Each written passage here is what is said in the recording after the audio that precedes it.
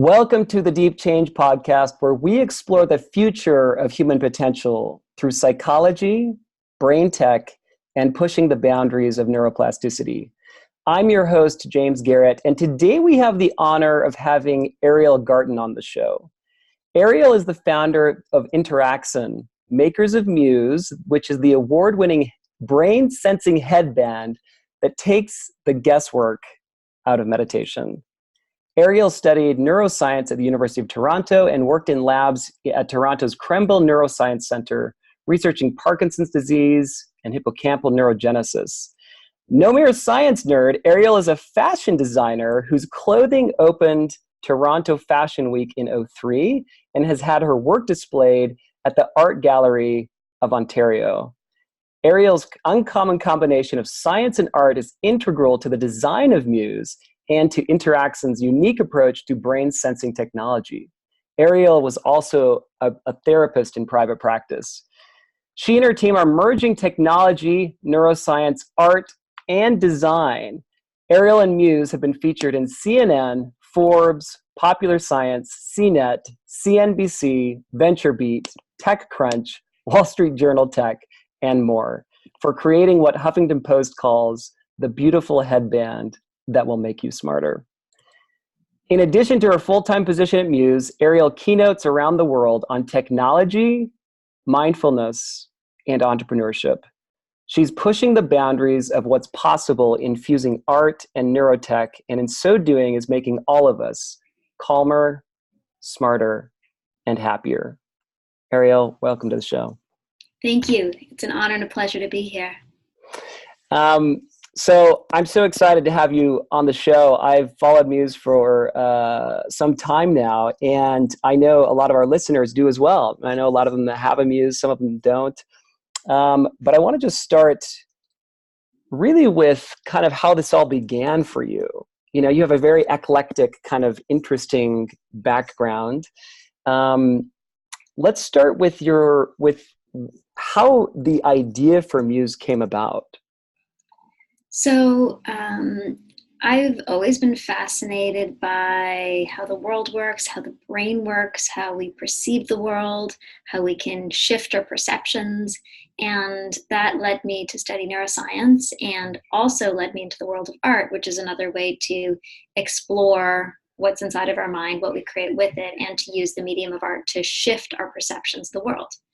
And for me, I was fascinated initially by the brain and how it was that we could tangibly interact with it. And brain waves were one of the kind of tangible ways that you had this real information coming off of your head, like brain waves are real. Yeah. But they also seemed to have this like noumenal quality. They had this quality that somehow made them seem, spooky or mystical or greater than the self or mysterious. And I wanted to start working with brain waves and actually reached out to a number of people in EEG labs and ultimately began partnering with Dr. Steve Mann. He's one of the inventors of the wearable computer.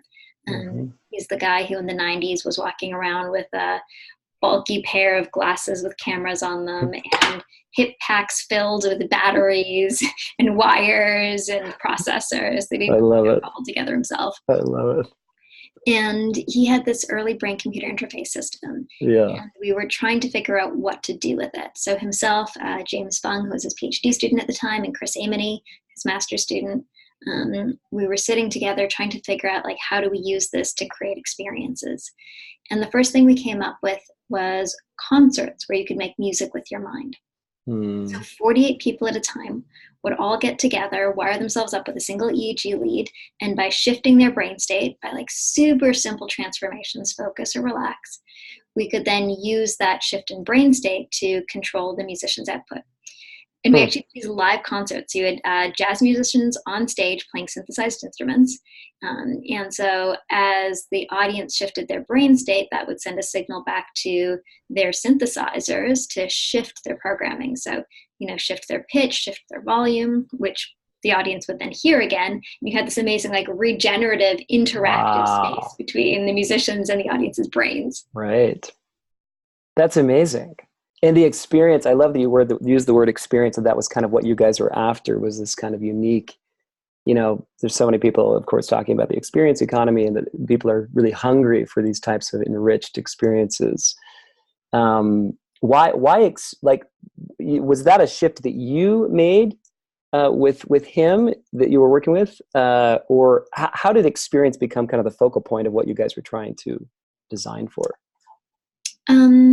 So 15 or 18 years later, through my mindfulness lens, I would tell you that experience is the way that we literally experience the world. It's the way that we transform. It's through experience that our senses, our brains are tuned. It is the experiences that create and shift the self. At that time, I think we just wanted to make things that were really cool and push the bounds of technology and see what they could do. And for me, maybe for some others in the group, it was the tech that was the exciting part. Steve is an artist, so he always wants to create art while he's creating this crazy tech. And for me, the fascination was both the creation of art, because art creates an experience that allows you to shift your perception or shift yourself. Think about when you go and see a Picasso exhibit and you look at every single Picasso, and then you walk out and all of a sudden you see people's faces in different ways. You see what Picasso saw. You start to get that shift in your own perception. And then for me, the other fascination was the brain. Like, I just wanted to be able to see it, to touch it, to know how it works, to know how it creates our perception of reality, how it creates our entire world. Right. And this was like the first tangible way I ever got to literally, in my experience, like literally touch the mind, like connect with the mind, and then be able to have this two-way dialogue with it. It was unbelievable. Fascinating. Touch the mind. It's so funny you say that, because I feel like there's like a growing, there's this phrase Sharon Bagley and Jeffrey Schwartz use of self-directed neuroplasticity, that we have this ability to kind of design or create or become the neural artists in a way, or neural architects. And I think at that point, so I then went on to be a psychotherapist. So, obviously this idea of neural architecture was interesting to me. How can we use tools to shift their perception? Now, at this point in my life, I have so many more techniques and so much more understanding of ways that we can apply what we know about the brain and human behavior to be even better neural sculptors or neural artists. Though no matter how much you try to shift yourself, it's always hard. You never exactly know where you're going. You never really know how to get it right. It is always just an art, not a science. Fascinating. Do you feel like it's you don't really know how to get it right, in a sense that it's sort of this ongoing experiment, or you're experimenting as you're doing it? Or does it feel like you don't know if you're getting it right or how to get it right, because we still don't have that deeper, I guess, granular visual or ability to look inside of our brains? For example, we don't have mobile fMRI, which would be pretty impressive, right? I think my question is more like, what is right? You can go through, you can be a beginning meditator and have the sensation of like, okay, I'm getting somewhere, I'm calming my mind, I'm reacting more effectively, am I supposed to be having less experience or more experience? Like, is the world going to get more difficult for me or less difficult for me? Am I going to be less sensitive or more sensitive?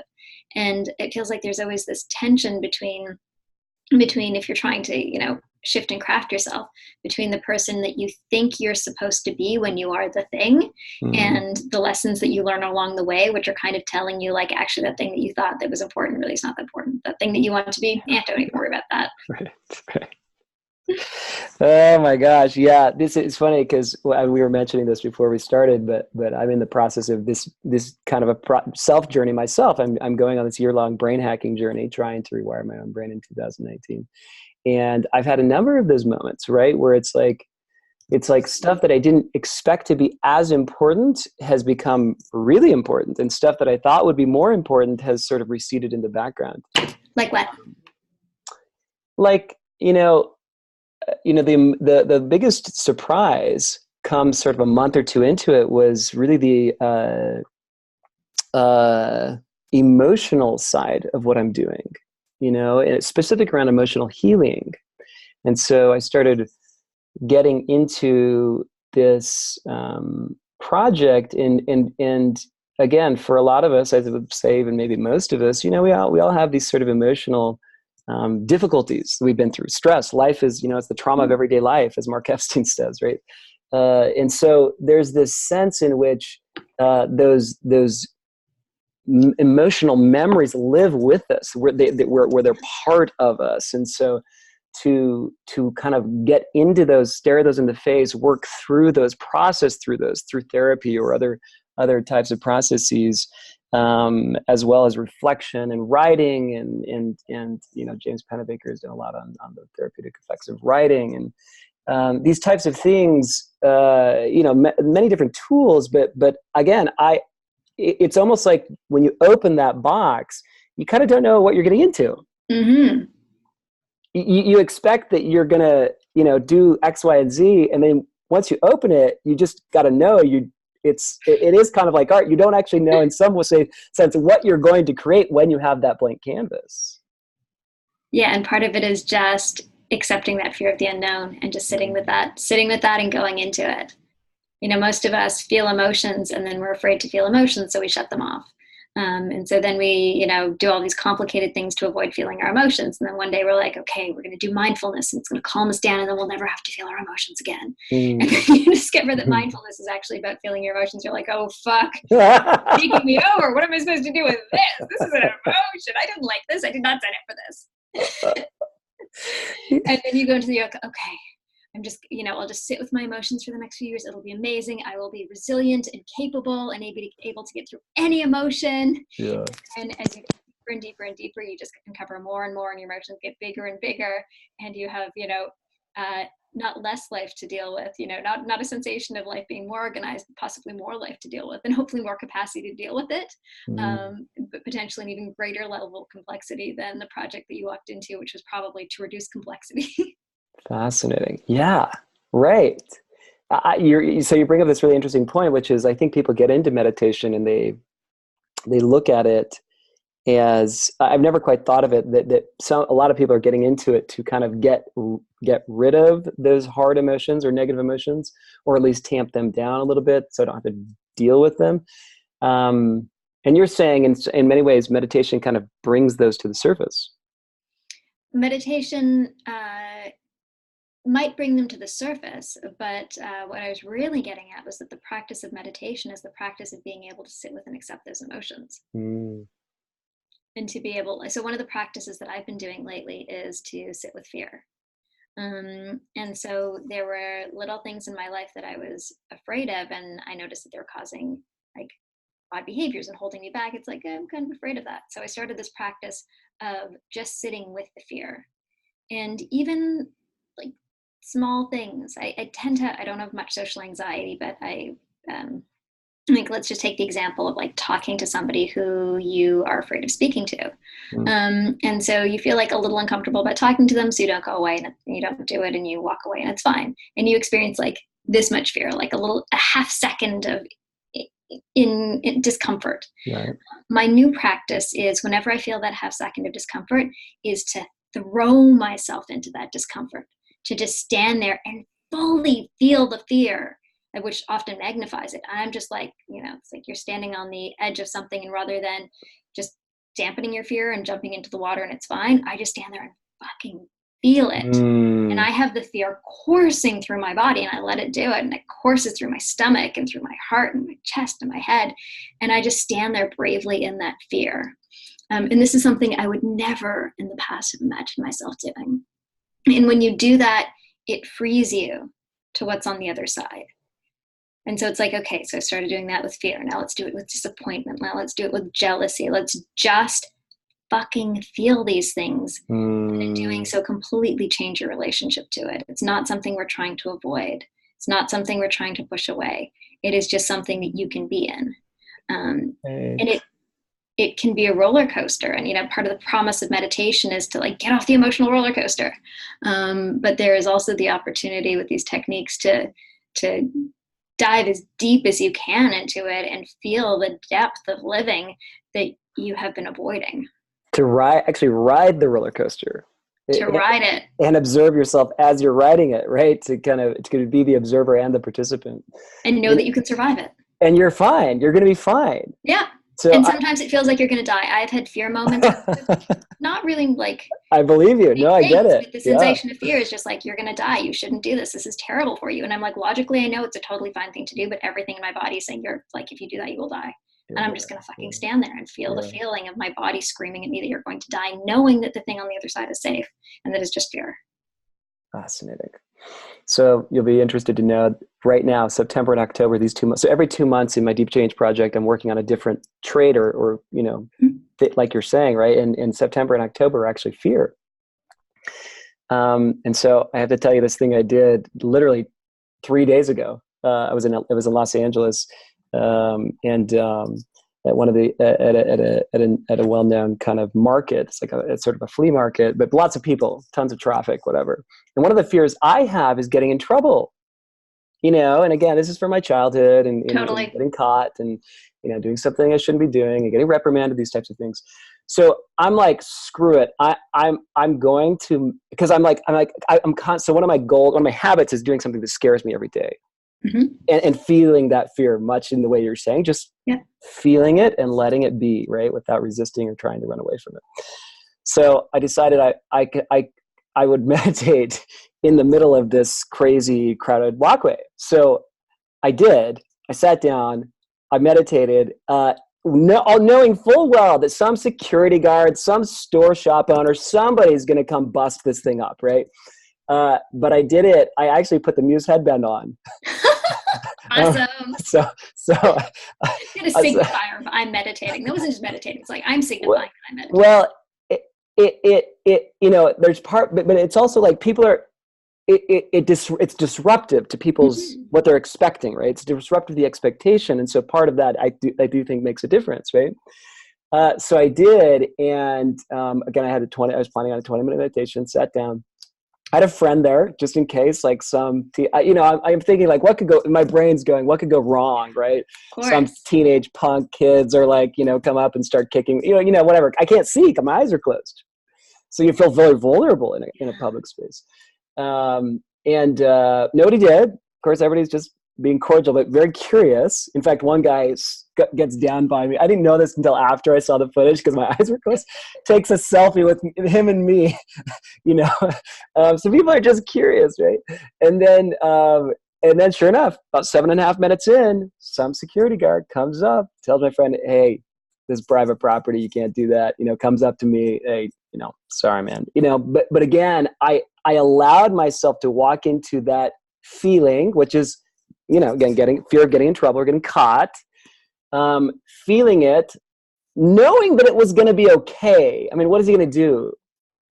He's just going to ask me to leave, right? He's not going to it's no big deal, but I've got to, over time, repattern my brain or rewire my brain in such a way to again, feel safe walking into those situations where you don't quite know where that boundary is.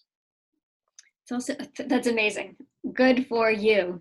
Thank you. Also resonates. So I have a 3-year-old who I, have constant internal dialogue about like, okay, what am I doing when I'm disciplining him? And, I was in some ways very against disciplining because as a therapist, I've seen all of the fucked up things that people build from their childhood and all of the structures of stuff that you're not supposed to do and approval that you want and, ways that you think love has to be given or not given. Yeah. So it's a very difficult project to craft an individual who won't have the effects of your parenting. Such a benign little thing. You're telling a little boy constantly, like, don't do that or you're going to get in trouble. But it turns out that there's really very few other ways to craft behavior except through love and consequences, and you need a balance of both. So, hopefully we'll create enough methodologies that allow people in adulthood to undo the structures that we unwittingly create in childhood. Oh my gosh, so true, right?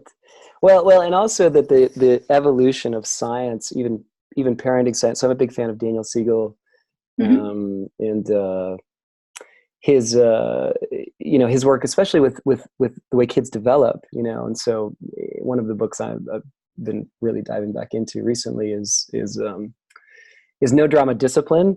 Mm-hmm. Whole Brain Child, of course, was their kind of, him and Tina Payne Bryson's one of their first, but whole No Drama Discipline. Again, I'm thinking to myself, did my parents have a clue about any of these sort of, it's like even taking one concept, which is connect, then redirect, right? Connect emotionally in the middle of the tantrum. Say it's this situation where kids are out of control. They've flipped their lid. They're, as you would say, is their downstairs brain is sort of taken over. That it's in that moment that they don't need any advice. They don't need any discipline. They don't need any sort of direction. They don't need to be redirected. What they need is soothing. Yeah. They just need to be soothed, loved, comforted, just to sit with them. They talk about a time in instead of a time out, right? Just to sit with them, to let their bodies and brains just calm down. That's what they need first. So I'm like, and then again, once they're back online, their kind of thinking brain is back online, then at that point, maybe there's some opportunity to walk into a conversation about an appropriate behavior or why it's not okay to hit or whatever, but they just can't learn when they're in that reactive state. But I'm thinking to myself, did my parents have any of that scientific body of knowledge that I'm, as a parent, and I have a 6-year-old and we're expecting our second. So congratulations. Thank you. So I'm in the same boat. I'm always thinking I have a bit of an unfair advantage as a parent maybe compared to my parents in that way.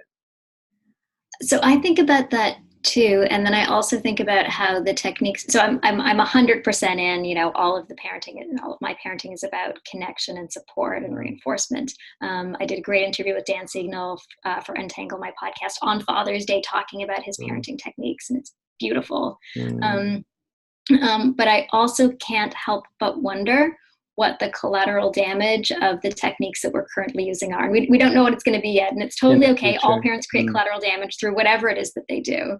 And so someday we're going to look back and say, and all that connection, we were not building resilience or whatever it is. And that's totally okay. You have to let go of any guilt associated with it. Just know that any of our actions invariably have consequences. And I take full responsibility at this moment for not knowing what those are going to be, despite trying to do the best we can. And knowing that it's enough, like you're obviously, we all love our kids so much. And so like those efforts you're making, even if they're not perfect or not, even the word perfect is the wrong word, but these definition will not be perfect. These intentional, you, in some ways, everybody's just doing their best. Totally. Right. So I love that. It's a very generous way to think of that. Like in the future, even if we screwed up and we totally did these things. Which we will have, I'm sorry to tell you. Yeah, we will have, right? Yeah, I think that's reassuring. It eases the pressure, the kind of parenting pressure that I think a lot of us feel. I'm curious to know, 20 years from now, what the new research will tell us about the new best way to parent and what we will be kicking ourselves that we didn't know. Yeah. Yeah. And talking about kids, I want to bring it back to Muse. My daughter has started, she did her first Muse meditation a while back. And she finds the gamification side of it, the birds chirping, she loves it, right? It's like this. So we've done meditation with Headspace, and she knows. In fact, she just calls him Andy. Andy Pettigrew. Oh, I'm listening to Andy again. So she's very, very versed in this stuff. But Muse is kind of a new thing to her, and it was interesting. She took it very seriously, right? We did it after school. I was picking up from her after school program, and we sat there. We were just wandering around the halls of her school. We sat down on a little table, and I happened to have the headband with me. So I put it on her, and she knows I've been doing it, and she's been wanting to try it. So she tried it, and she was like, somehow it feels more real, more.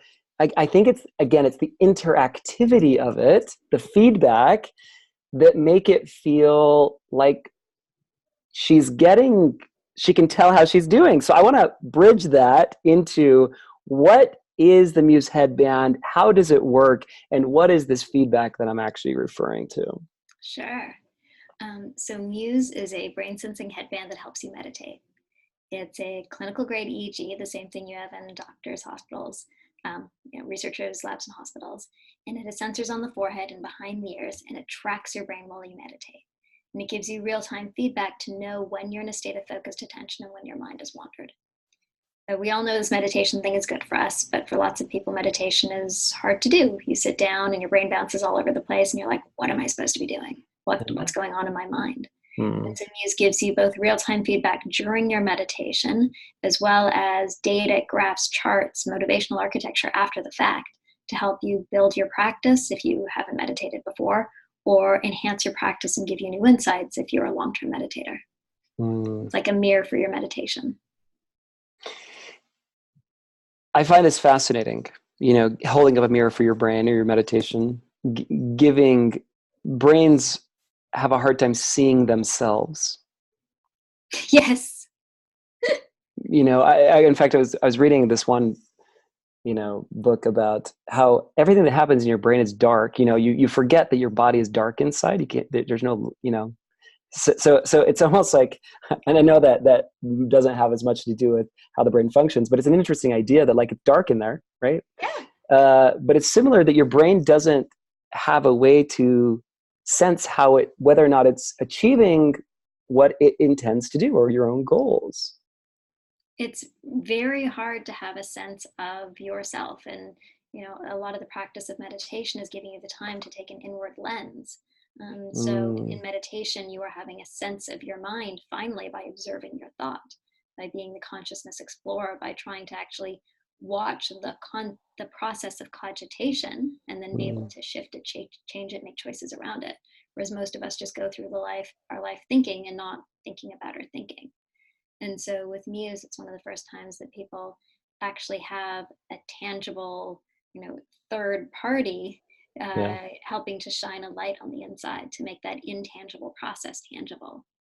For those who are watching my video, I actually have it right here. I just want to show it. So that's it, right? It actually just slides right on your forehead, just like so. And goes behind the ears. By the way, is it too high on me, or is that about right? It's a little too high. You want to slide down the sensors on the back, but it will still work like that. There you go. Very handsome. And you have a Muse too. I do have a Muse too, and I'm glad you noticed. But so you're just again, for those who this is the first time they've seen the Muse headband. You meditate. As you're meditating, you're wearing this, and then you're listening to audio, the feedback that you're hearing in terms of how your brain is doing, whether it's in a focused or mindful state or a mind wandering or distracted state, is through auditory feedback. So, on the kind of classic, the Muse 1 meditations, your brain gets thundercloud, or there gets kind of bad weather or thunderstorms when you're in the kind of distracted or mind wandering state. And you hear birds chirping when you're in the kind of strike zone, when you're in this kind of calm, focused, present, and you're thinking about your breath, or you're with your breath. So that it's really interesting. I find, on a thinking about your thinking level, I find two things. One is that I enjoy just knowing how I'm doing, because brain meditation is kind of a black box. We know it's good for us. We know it has all these benefits, but how you're actually doing and if you're improving is hard to see. And the other thing it makes me do is want to get better or improve. It has this sense of thinking of Teresa and Mabel's research on the progress principle, this idea that a sense of progress fuels motivation to keep at that hard habit. Yeah, so meditation is really hard to do. It's an incredibly easy practice that's a hard practice. And part of what's hard about it is getting yourself onto the mat each and every day. And so with Muse, we have a motivational architecture that where you can see your progress. You can see how you've done session over session for some people, for thousands of sessions. See how the graph has shifted and changed and taken you in the direction that you have chosen to go. And that ability to see your own progress is highly motivating and just gets you to sit again and again and again. Because meditation is amazing for you, but only if you do it regularly. And so, Mm. yeah, we crafted this to help you just build the habit of building your practice. Do you guys get that kind of feedback from your users that they find it motivating specifically to do the meditation? Do you guys get that kind of? I Yes, know it should work in that way, but you guys are getting that kind of feedback. it does. It does. So Yeah. there's at first there's the extrinsic motivation, that, Yeah. the points and the graphs, and I have this many birds, or I got an award. And soon that extrinsic motivation starts to melt away, and then the intrinsic motivation of the rewards of meditation itself come into the fore. It's like, oh, I feel calmer. Oh, I see that I've made this progress. Oh, this feels different. I now should be meditating. I want to be meditating because I feel this progress. And so Muse becomes kind of an anchor that helps you through that, and gets you to the point where the intrinsic motivation is so compelling that you are doing your practice each and every day. And at that point, it moves from being a piece of motivation to a tool of exploration and a tool of, plain inspiration. Mm. That's fascinating. Habits are these tricky things because our brain doesn't do anything it doesn't have to do, because brains are energy conservers. They don't like to do difficult things. But getting over the hump of, the couple months it takes to actually form a habit it's tough. That's where everybody gets stuck, in that kind of dead zone. And so to use extrinsic motivators, thinking, and I know you guys have done this internally in the team, but bridging that into an intrinsic motivation, that's all part of the design, or the psychological design and architecture of the experience of Muse, I think is really fascinating. And so there's this other sort of tangent, or, there's this other tension between meditation being this goalless process and us Sure. having to give you a bunch of reward to hack your own brain system just to get you to meditate more often so you can get into the practice. Yeah. And so one of the ways that we undermine that is with the birds. So when you're very, very quiet and you stand calm for 5 seconds, a little bird starts to tweet. And the first time you meditate with Muse, you're like, okay, there's birds, whatever. Then as soon as you find out that the bird was effectively a reward for staying in that place of focused calm, you get very excited that you got a reward. And then the next time you hear a bird, you're like, yeah, I did it. I'm awesome. That was a bird. And then the bird flies away. We actually used to even have little flapping sounds like, sorry, your reward just flew away because you got too excited about it.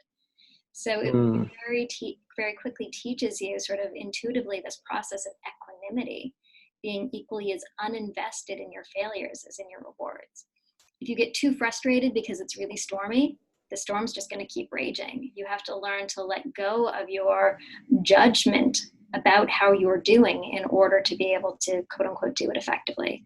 So when you let go of your fear of the storm, or the cogitation you have around the storm dissipates. And equally, when you let go of your excitement and, and pride and, all the self-congratulatory talk around getting the reward, then you're able to sit in that state and stay with it. And you're saying those types of states, like excitement, you're talking about how to measure that with the EEG, that you're seeing that. To be clear, all we're measuring is focused attention versus mind wandering. So when I referred to excitement, I meant all of the, the cogitations that can come around that.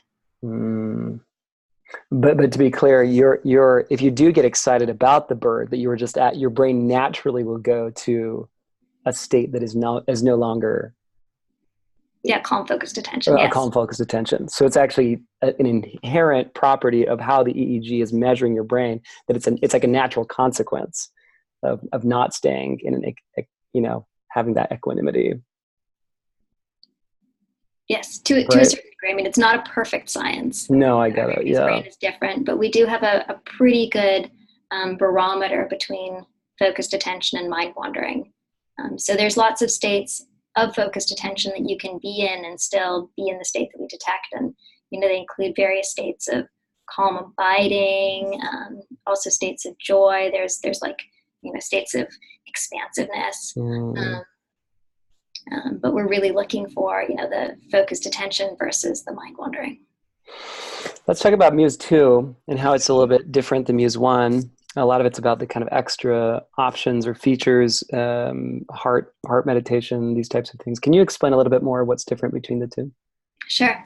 So in the original Muse, we give you the real-time feedback on the brain, which is what we've been talking about. In Muse 2, we've added additional sensors to give you real-time feedback on the heart, the breath, and the body. So meditation is so much about the mind, but it is certainly more than the mind. We are, mind-body systems that are inherently intertwined with one another. And what you do in one system, a mind system, affects the body system, and what you do in your body affects your mind. So with Muse 2, we've built a range of experiences to help you start to explore and integrate these systems. So in the heart experience, we have a PPG sensor that detects your heart rate. It's actually on the forehead. And what we do is we translate the beating of your heart into the beating of a drum. So you're like literally hearing your heartbeat like a drum sound, and it tunes your interoception. So interoception is the ability to sensitively detect what goes on inside your body. And there's some research suggesting that those who have greater interoception have less stress, because you're actually able to sense when your body is stressed, and then that becomes the cue to bring in shifts in habits and behaviors to help you decrease that stress. So interoception is a very meaningful skill to build, and one that is deeply built within mindfulness. So in the Muse experience, the heart experience, when your heartbeat is increasing, you hear sounds that let you know that your heart rate is speeding up, and when it's decreasing, you hear sounds so that you know that it's slowing down. So you get to actually begin to learn your heart's rhythm and learn what things you can use to shift and affect your heart's rhythm, and to help you understand its own waves. So it's almost like I almost think of it like putting a microphone to your heart. Yeah, and it's cool. Really beautiful. It's like, it's powerful to hear. Amplifying it. Yeah. My little son, he'll, when he puts his head on my chest, he knows he's hearing my heartbeat. And so he'll talk about my heartbeat. He's like, I'm hearing your heartbeat. He says, can you hear mine? And I'll put my head on his chest and hear his, and we'll talk about it. And like, he's very interested in, I'm totally on a tangent here, but as a little boy, he's very interested in things being fast. And is he the fastest? And little children have faster heartbeats than adults. So he's always like, is mine faster? Yeah. And you're like, yeah. Well, as you get older, you're not going to want that. But yes, for now, you win for now. Yeah. Probably slowing down is not a bad thing. Yeah. And actually, when you breathe in, your heart rate increases. When you breathe out, your heart rate decreases. Yeah. And that's why breathing patterns with extended exhales help you decrease your heart rate and therefore relax your body. So in our breath exercise, there's just one breath exercise in now, but there's more coming. We're always adding new exercises and experiences every few weeks. So in the breathing exercise, we teach you a breath pattern that's in breath for 4, out for 6, to help you extend your exhale and stay in that sense of slowed down heart rate for a longer period of time. And when you do that, it triggers your autonomic nervous system to further relax your body. Yeah. So we start to kind of learn the different systems of our body and the levers that we can pull, the tools that we can use to shift it as we need to, elevate your heart rate when you're feeling lax and you actually want more energy in your body, and to decrease your heart rate and learn to relax your physiology when that's the better option for you.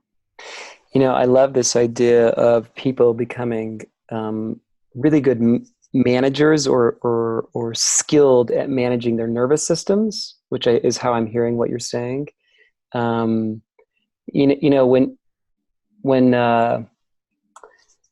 you think about, there's this really interesting study. I think it's the University of Barcelona, the business school, around leadership, and what they were finding is the best leaders were the ones who knew how to manage their nervous systems the best, meaning, and essentially to calm them down is what we really mean, right? So to use these types of breathing out twice as long or at least longer than you breathe in, activating the vagus nerve, activating the parasympathetic calming system, and using things like heart rate variability, right? Which is what you're talking about as one of these really interesting indicators for progress, how you're doing. Again, this isn't about perfection. This isn't about, but it's about being able to track incremental growth. It's about growth, right? So I find that really fascinating. One of the things that I've been really excited about in my own deep change project this last year is I've been measuring my heart rate variability. This is my Aura ring, and there's like this clear, steady line of my heart rate variability, over the months, just up, which means I'm more stress resilient. Yeah. So to just build that out for anybody who's listening. So heart rate variability is the process that I was describing. So I was describing, it's called the sinusoidal arrhythmia, how your heart rate moves with your breath. And when you breathe in, it's faster. When you breathe out, it's slower.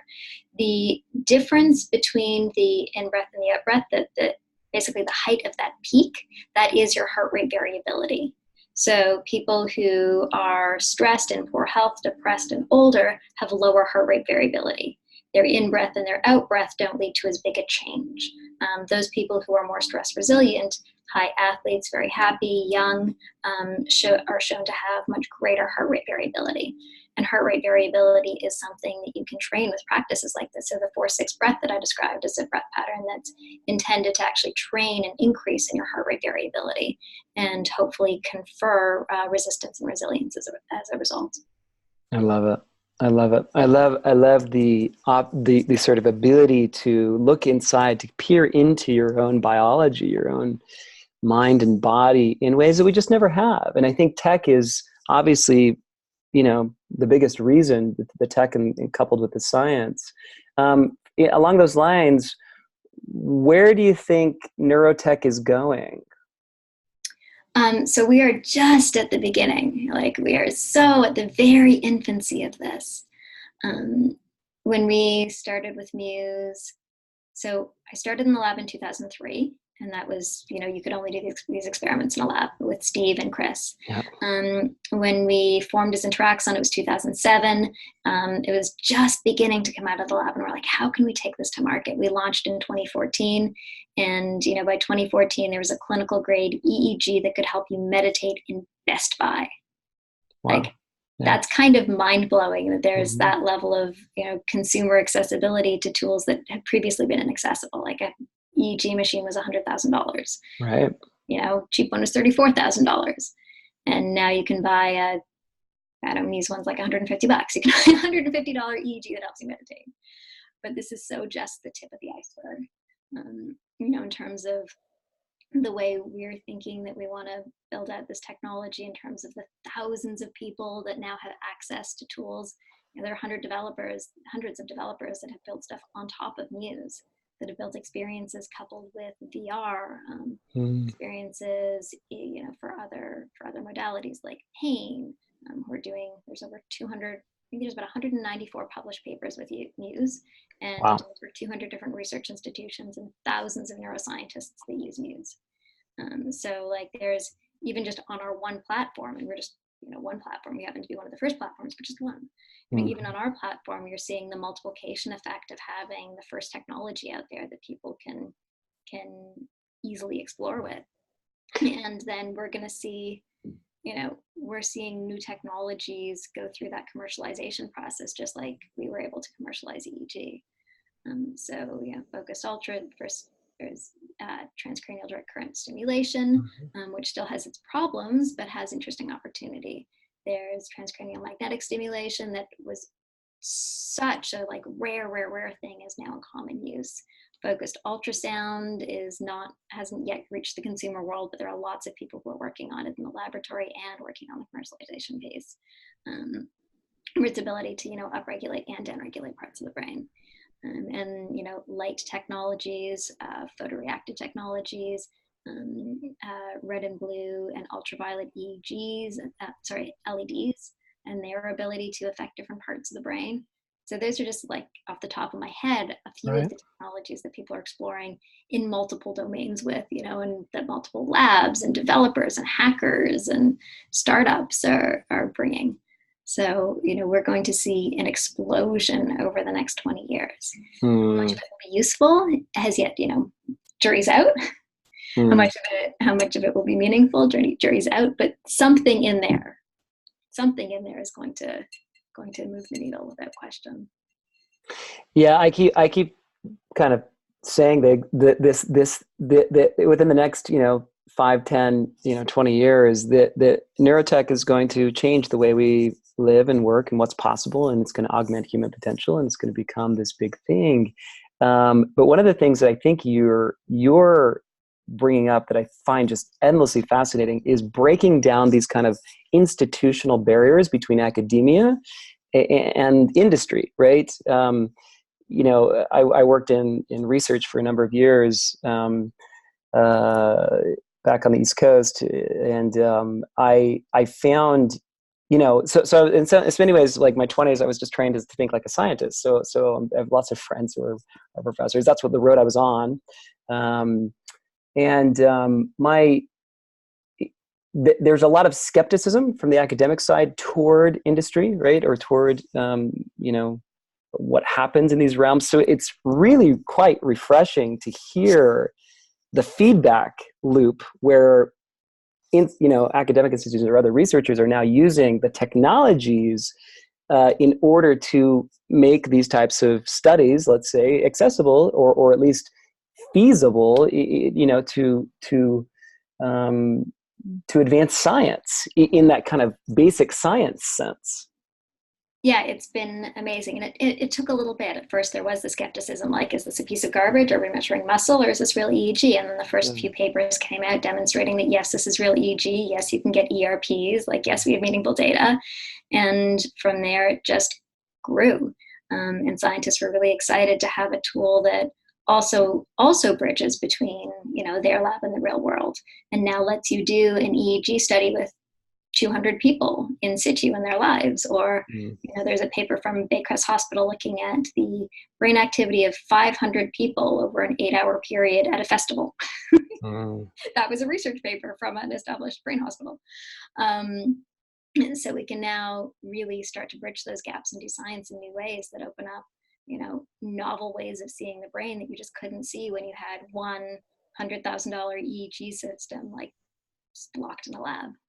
Well, and even the ecological validity, which just means like you're doing studies or research out in the real world, right? As opposed to bringing people into the lab. I mean, that in psychology, that's always been the biggest critique, a sociologist or someone to have of the field of psychology is, that's great when you have all these tightly controlled conditions in a beautiful laboratory.